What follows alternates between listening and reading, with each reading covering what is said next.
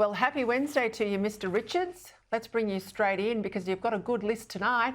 Susan wants to know the origins of mind your P's and Q's. What do the P's stand for? What do the Q's stand for? Look, Susan, a lot of people would like to know that. If you asked an academic, they would say in their cautious academic way, well, we really don't know. There are about 4 or 5 stories. I mean, was it keeping track of pints and quartz in your bar bill? What was it? I think the one that persuades me it is accurate is it comes from the printing trade, from the days of printing with typesetting with metal type. And of course the metal type was reversed, so it would turn out the right way when it was inked and put on the paper. So a lowercase p looked like a lowercase q and vice versa. An apprentice had to be told, mind your P's and Q's. Now, they could easily have been told, mind your B's and D's, because with lowercase b's and d's, the same thing happens, but they settled on the P's and Q's. I think that could be it, because you wouldn't have used the P's and Q's as often as you'd use the B's and the D's. You might have known which way they went, but the P's and Q's might throw you. Hey, can of worms and Pandora's box. Opening a can of worms, opening Pandora's box. So they mean the same thing, don't they?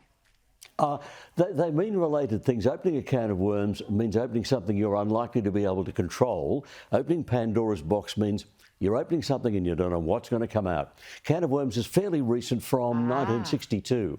So it's the idea of you open up a can, it's just a figurative image, and there are these writhing mess and mass of worms and you don't know what, you've got no control. Pandora's box goes back to Greek mythology. The box contained all of the ills in the world, and Pandora, through insatiable curiosity, having been warned, whatever you do, Pandora, don't open the box, opened the box. And all the ills in the world suddenly escaped and spread around the globe. So if you open Pandora's box, you'll let out something, you don't know what it's going to be, but it won't be good. We've all been Pandora when we've been told not to do something, we can't help ourselves.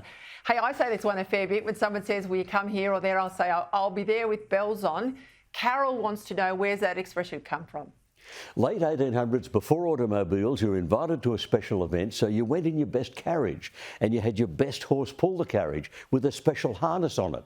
And of course, that harness had bells on. So if you're accepting the invitation, I'm going there in the special carriage, I'll come with bells on. Aha.